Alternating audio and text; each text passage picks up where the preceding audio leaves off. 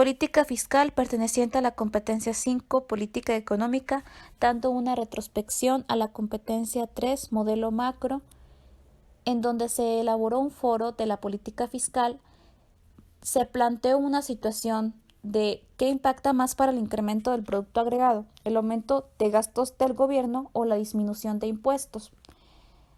Se concluyó que ambos tienen un impacto del mismo grado positivo cuando aumentan, ya que dentro de la política fiscal crean un desplazamiento a la derecha, lo que se puede traducir que se está generando más dinero.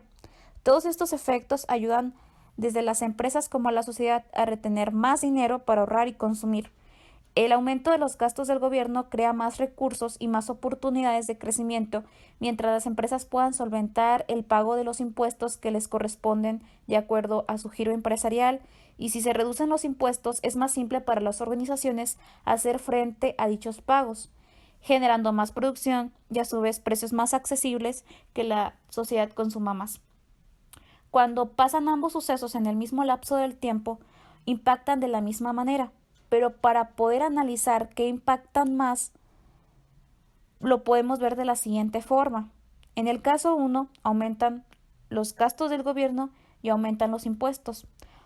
Esto ocasiona que existan más ingresos para el gobierno, pero las empresas tendrán mayor responsabilidad fiscal, aumentando los costos de producción, generando un nivel de precios mayores que hagan que el consumidor ahorre menos y no existan inversiones nuevas que beneficien a la sociedad. En el caso 2, disminuyen gastos del gobierno, disminuyen los impuestos. Si el gobierno ofrece menos oportunidades, pero las entidades económicas tienen que hacer frente a menos obligaciones económicas frente al fisco, tienen más dinero para producir y al disminuir los impuestos producen más con menos. Ofrecerían precios más bajos que beneficien a la sociedad en conjunto. Por lo tanto, podemos concluir que impacta más la disminución de los impuestos para el incremento del producto agregado. Por tanto, dentro de la política fiscal, el pago de impuestos es un factor determinante dentro de las empresas y del crecimiento económico. La materia de macroeconomía se imparte en el Instituto Tecnológico Superior de Santiago Papasquiaro en la especialidad de Ingeniería en Administración por la doctora María Isabel López Herrera. Somos el equipo 1 y hablaremos acerca de la política fiscal. Estamos integrados por Mariela Barrera Corral, Lucero de Jesús Díaz García, Itzel Anaí Quintero Rodríguez, Blanca Flor Reyes Monarres, Karen Yamilet Vizcarra Sánchez y su servidora Karen Lisbeth García Ortiz. Sin más preámbulos, iniciamos, esperando que esta exposición sea de su agrado. Como contribuyentes, es una obligación pagar al gobierno por razones de patrimonio, de ingresos, de ventas, de movimientos financieros, todo con el fin de lograr un desarrollo dentro de nuestro país, ya que éste invierte, por ejemplo, en nóminas de funcionarios públicos, en desarrollos de proyectos de infraestructura, en educación o en bienestar social. Si el país no obtiene los suficientes ingresos, se crea un déficit fiscal que limita las posibilidades de saciar las necesidades tanto del gobierno como las necesidades de la ciudadanía. Para adentrarnos más en el tema en cuestión, es necesario la respuesta a la pregunta ¿qué es? Porque nos brinda un panorama más cercano a lo que se quiere lograr hablar. La política fiscal afecta nuestra vida cotidiana, ya que contribuye a obtener una vida plena o no. Esta es una rama de la política económica que estudia el presupuesto del Estado, analiza la recaudación tributaria como el gasto público de forma transparente. Es una herramienta en la democracia y para el desarrollo. Tiene 3 pilares que nos ayudan a comprender un poco la relación que tiene con la macroeconomía. El primero es lograr un empleo suficiente.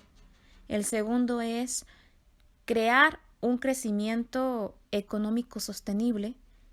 Y el último son tener instituciones que funcionen. Mi nombre es Lucero de Jesús Díaz García y yo les hablaré sobre la importancia de la política fiscal, los objetivos de la política fiscal e instrumentos de la política fiscal. La importancia de la política fiscal en sí radica en impulsar el crecimiento económico en épocas de recesión.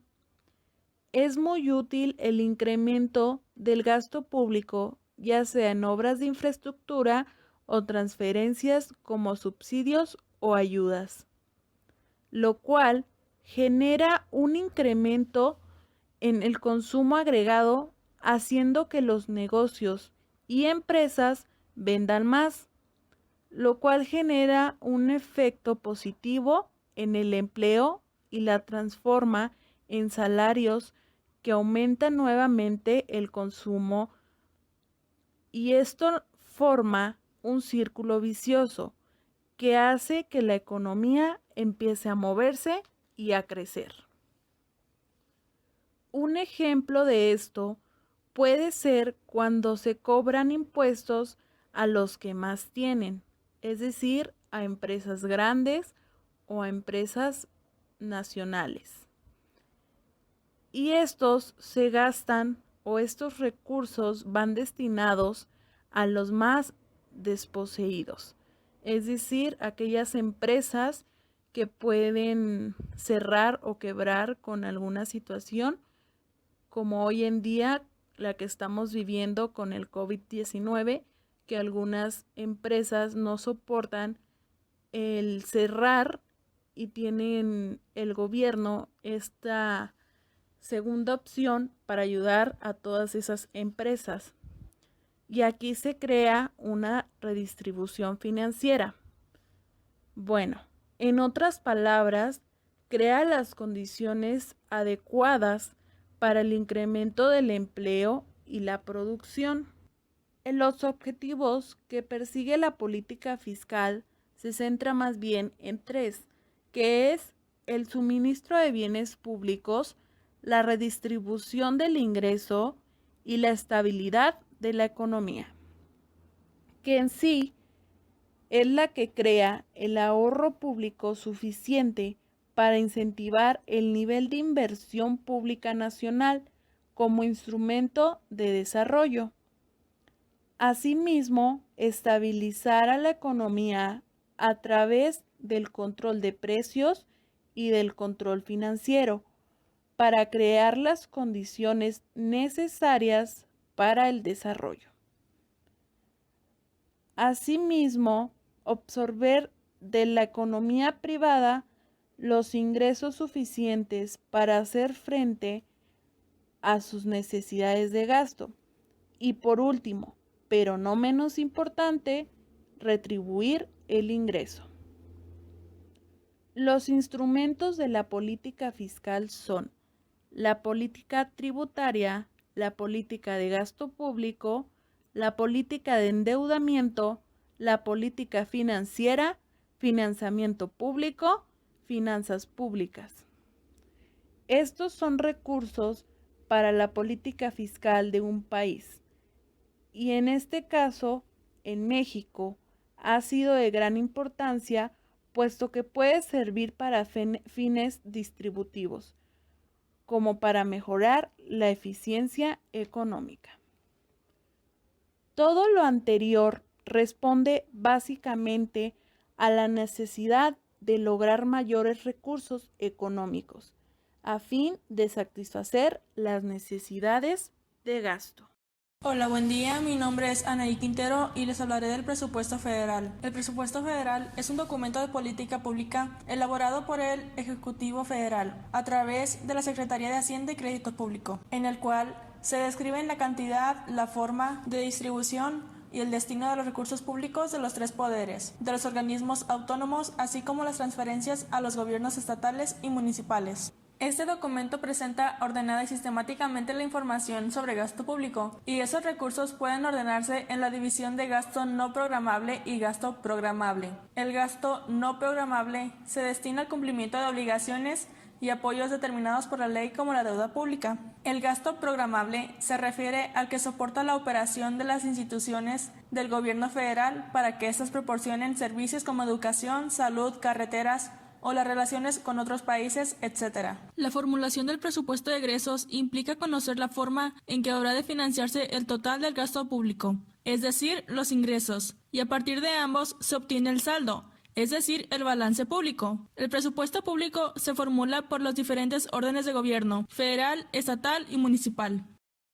Ingresos públicos son los recursos que el Estado obtiene para el desempeño de sus funciones, las cuales se expresan como objetivos de las diferentes políticas públicas que el mismo lleva a cabo. Los ingresos públicos pueden ser clasificados bajo diferentes criterios, entre los que se destacan los que se muestran de modo somero en la siguiente tabla. Como podemos apreciar, el ingreso público tiene 5 clasificaciones.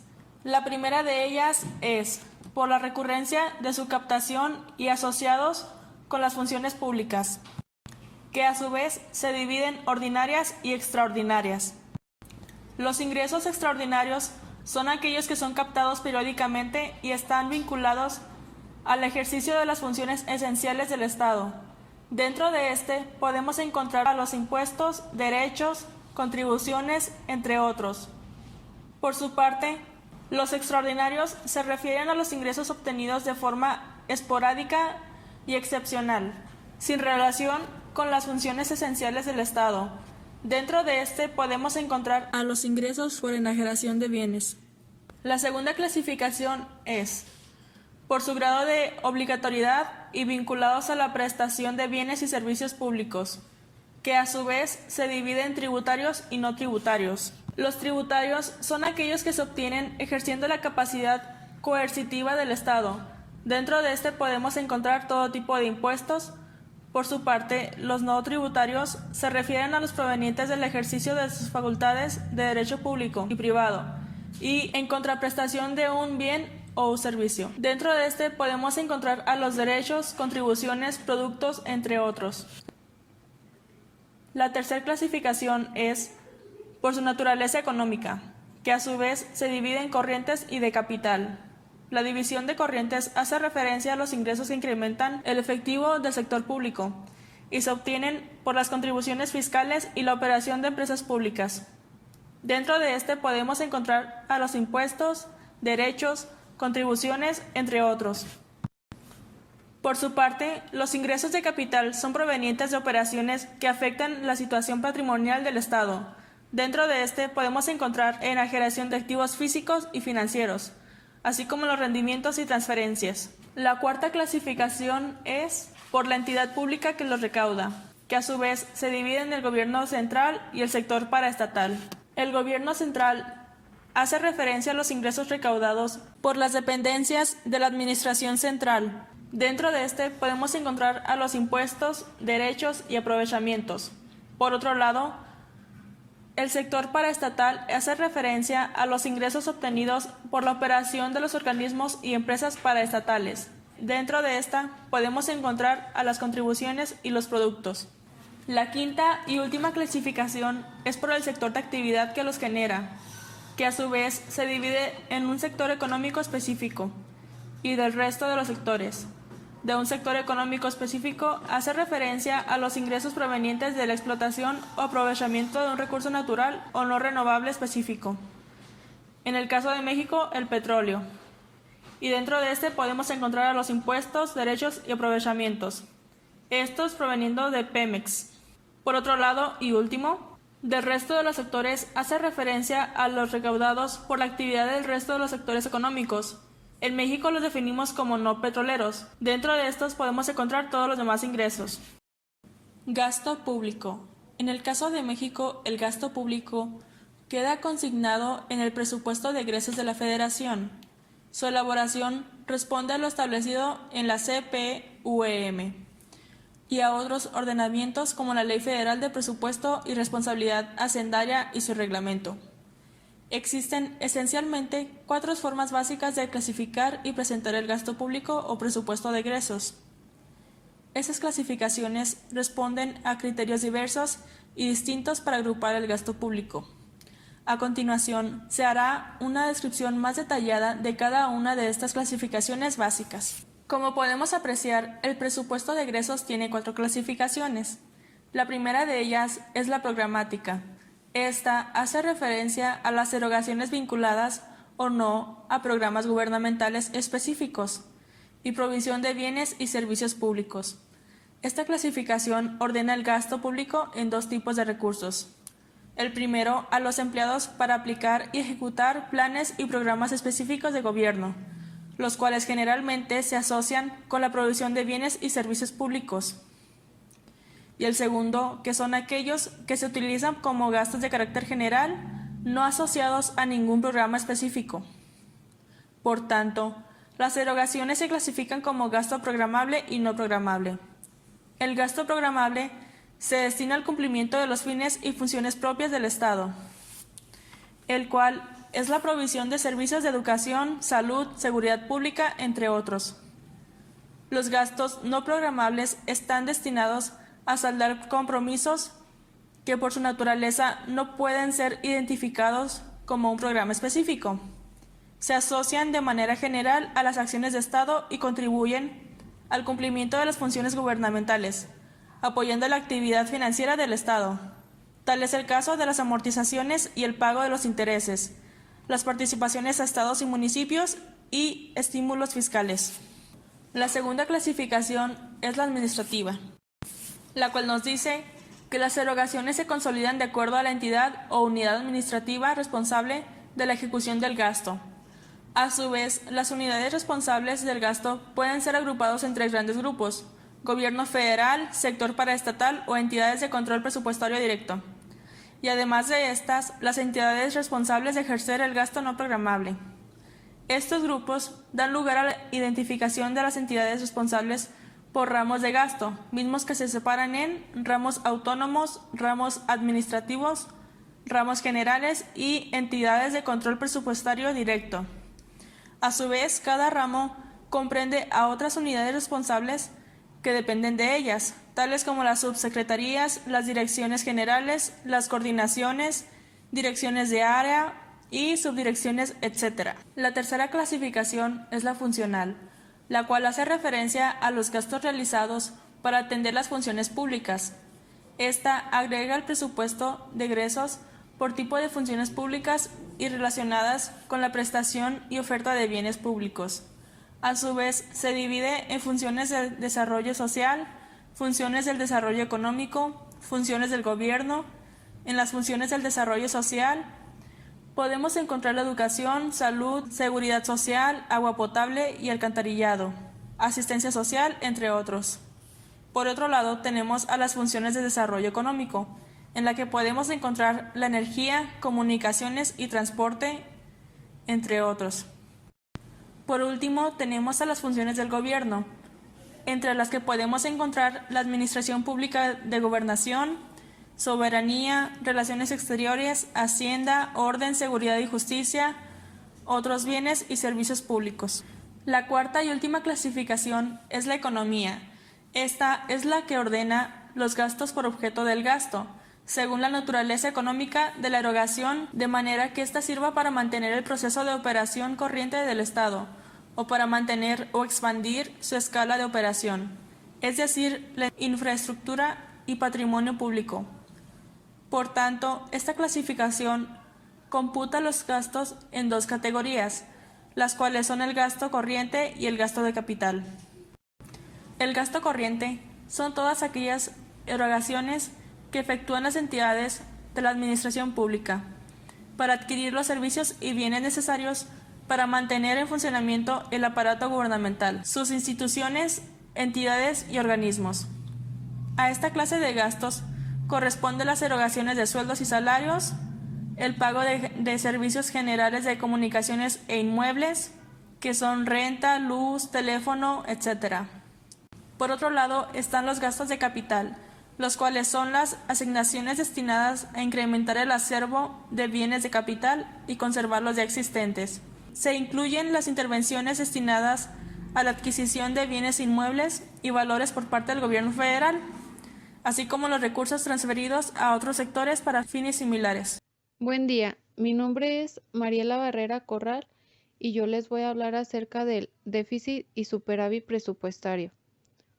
Este consiste en la medición entre la comparación de sus ingresos con sus gastos, obteniendo su resultado fiscal, en el cual se puede medir de dos formas: por medio del resultado financiero, en el que contiene el pago de sus intereses de deuda, o por medio del resultado primario, en el cual éste no contiene sus intereses de deuda. Por ejemplo, supongamos que una familia gana 100 pesos al mes y gasta 90 pesos, tendría un superávit fiscal de 10 pesos. Mas, sin embargo, supongamos que esta misma familia tiempo atrás tomó un crédito, en lo cual en este mes tiene que pagar 15 pesos por intereses al banco, lo cual hacemos la suma de los 90 pesos que representan sus gastos personales y los 15 pesos que representan los intereses del préstamo, a lo que nos da una totalidad de gasto de 105 pesos. Por esto mismo tendrá un déficit fiscal de 5 pesos. Por lo cual el gobierno del país hace uso de ambas mediciones para hablar de su situación fiscal, dependiendo del análisis que se quiera hacer y si se contabilizan los intereses de deuda o no. Casi siempre los suelen relacionar con el Producto Interno Bruto, en el que nos indica la cantidad del valor general. Equilibrio de mercado. Es la situación que se da al momento de cruce entre la oferta y demanda, encontrando un punto de equilibrio dentro del mercado, hacia a través de dichas fuerzas determinando la cantidad que se produce por cada bien, al igual como el precio en que se vende. El punto de equilibrio se comporta debido al cambio de las condiciones del mercado por los factores de oferta y demanda, tales como cambios en la moda, avances tecnológicos o incluso el poder de la empresa para establecer precios, en el cual consiste en la reducción de producción de tal forma que disminuye la oferta y se elevan los precios, atrayendo como consecuencia a la empresa la obtención de importantes beneficios, de tal modo que el punto de equilibrio no se mantiene durante tiempo. Mi nombre es Blanca Reyes y yo les hablaré sobre los tipos de política fiscal, los cuales son la política fiscal expansiva y restrictiva. La política fiscal expansiva suele aplicarse cuando la economía está atravesando un periodo de recesión o de crisis y por consiguiente está sufriendo un alto nivel de desempleo. Para estimular la economía, el gobierno utiliza dos técnicas: aumentar el gasto público y reducir los impuestos. El Estado puede aumentar el gasto público ejecutando obras, por ejemplo, carreteras y hospitales, comprando bienes y servicios a las empresas o mediante transferencias como subsidios de desempleo y pensiones.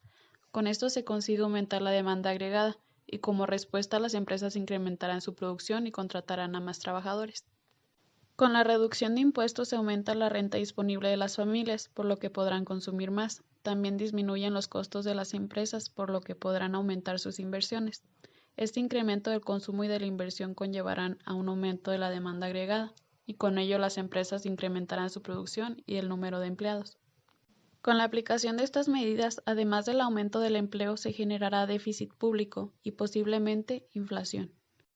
Aquí podemos ver la gráfica correspondiente a la política fiscal expansiva, donde el aumento del gasto público o la reducción de los impuestos provocará un incremento de la demanda agregada, desplazando su curva hacia la derecha. Por el contrario, en la gráfica de la política fiscal restrictiva podemos visualizar una reducción del gasto público o un aumento de los impuestos, que provocará una disminución de la demanda agregada, desplazando su curva hacia la izquierda. Buenos días, mi nombre es Karen Yamilet Vizcarra Sánchez y bueno, para dar un poquito de continuidad con nuestro tema principal, vamos a identificar cómo es que la política fiscal influye en la economía. Para ello, en primer lugar, vamos a hacer mención de los componentes que la conforman, destacando en primer lugar pues el gasto público, que es la cantidad de dinero que gasta el gobierno en llevar a cabo una serie de actividades. Por otra parte, tenemos los impuestos, que son el tributo que se paga al Estado para soportar los gastos públicos. Estos son pues pagos ampliamente obligatorios y son exigidos tanto a personas físicas como a personas jurídicas. Prácticamente, pues la política fiscal es utilizada por el Estado para aumentar o disminuir la actividad económica, ya que a través de esta, pues los gobiernos tratan de influir en la economía del país para tratar de controlar el gasto y asimismo, pues también los ingresos en los diferentes sectores. Todo ello, pues con el fin de lograr los objetivos de la política macroeconómica. Se dice que el Estado puede aumentar el gasto público ejecutando diferentes obras públicas. Algunos ejemplos pues sería la construcción de carreteras, la construcción de hospitales, entre otros. Asimismo, pues también se puede aumentar al comprar bienes y servicios públicos a las empresas o ya sea también pues mediante la transferencia de estas mismas. Cuando tenemos nosotros un aumento en el gasto público, vamos a conseguir aumentar la demanda agregada y como respuesta a ello, pues las empresas incrementarán su producción y contratarán más trabajadores. Mientras tanto, si nosotros tenemos una disminución del gasto público, pues por ende se va a reducir la demanda agregada y va a ocasionar una disminución en la producción de las empresas.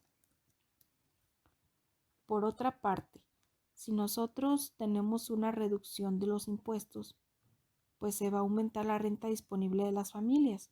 Entonces, estos elementos podrán consumir más, ya que se van a disminuir los costos de consumo. Asimismo, se disminuyen también los costos de la inversión, lo cual conllevará a un aumento de la demanda agregada y con ello pues también las empresas incrementarán su producción y aumentará la tasa de empleo. Mientras tanto, si nosotros tenemos un aumento del recaudo de impuestos netos, esto nos va a provocar que se reduzca el ingreso disponible, las familias van a carecer de dinero y por ello van a disminuir el consumo, la demanda agregada y asimismo la producción, lo cual ocasionará pues también un mayor aumento en la tasa de desempleo. La macroeconomía estudia el funcionamiento global de la economía como conjunto integrado, para así poder explicar la evolución de los agregados económicos. Es útil porque nos permite analizar la mejor forma de conseguir los objetivos económicos de un país. Y bueno, en lo que respecta a la política económica, es la herramienta que tienen los gobiernos para alcanzar esos objetivos. Objetivos como, por ejemplo, conseguir la estabilidad en los precios, lograr el crecimiento económico, fomentar el empleo y mantener una balanza de pagos sostenible y equilibrada.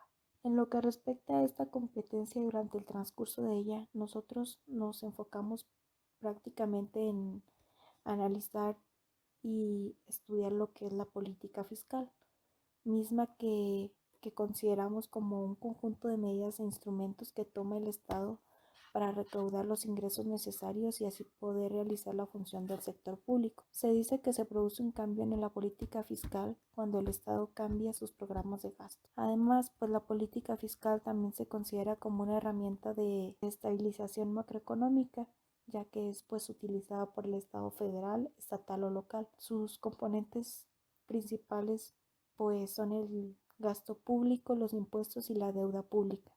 Una de sus funciones principales es el uso del sistema tributario y el gasto público. Lamentablemente, una política fiscal en México se caracteriza por el estancamiento de los ingresos presupuestarios, ya que pues un menor gasto público no contribuye al incremento de la economía. Así también se considera la política fiscal como una rama de la política económica, por lo que toma el presupuesto del Estado como un indicador de control con la única finalidad de resguardar la estabilidad económica del país, en el sentido de impedir acciones que dañen de bienestar social. Desde la perspectiva del desempleo y la inflación también ocasiona ciertos impactos, por lo que es necesario que las autoridades correspondientes en esta toma de decisiones analicen adecuadamente la situación socioeconómica de la población a la cual pueden afectar o beneficiar. Una política fiscal es de gran importancia para el desarrollo económico de cualquier nación, a fin de lograr los objetivos de crecimiento y desarrollo económico, pero también es considerada como un conjunto de evaluaciones y medidas de gobierno en materia tributaria y de su gasto. También destaca ahí la importancia de considerar cómo afecta al gasto de la economía y por lo tanto la demanda agregada de la renta del equilibrio. Estas políticas afectan la demanda agregada de diferentes maneras. Por ejemplo, un incremento en el gasto fiscal crea presión en la demanda de fondos por parte del gobierno. Además, en este gasto se dan diversas transferencias a familias que elevan sus expectativas de consumo, demanda de bienes y de créditos. Estos dos escenarios generan una alza en la tasa de interés que finalmente termina afectando el consumo y la inversión. Este efecto, denominado efecto de desplazamiento, es parcial, puesto que la demanda agregada crece a pesar de las mayores tasas de interés sobre el gasto y la inversión privada.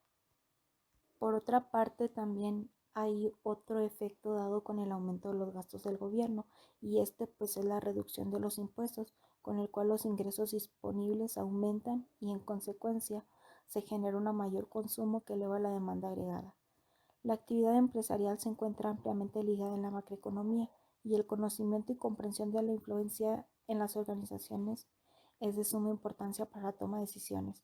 El conocer las condiciones de competitividad del país o del sector es necesario el estudio de las variables económicas y la dinámica o relación y reacción entre ellas, primeramente considerando una economía cerrada, para luego centrarse en estas en una economía mundial.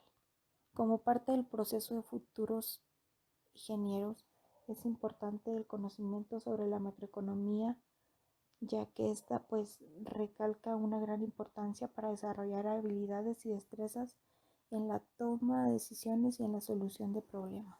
Como pueden observar en esta diapositiva, nosotros integramos la netografía y bibliografía utilizada para la realización de nuestra presentación. A nombre de todo mi equipo me permito agradecer por su tiempo y atención. Asimismo, me despido, no sin antes mencionar que tengan todos y cada uno de ustedes un excelente día.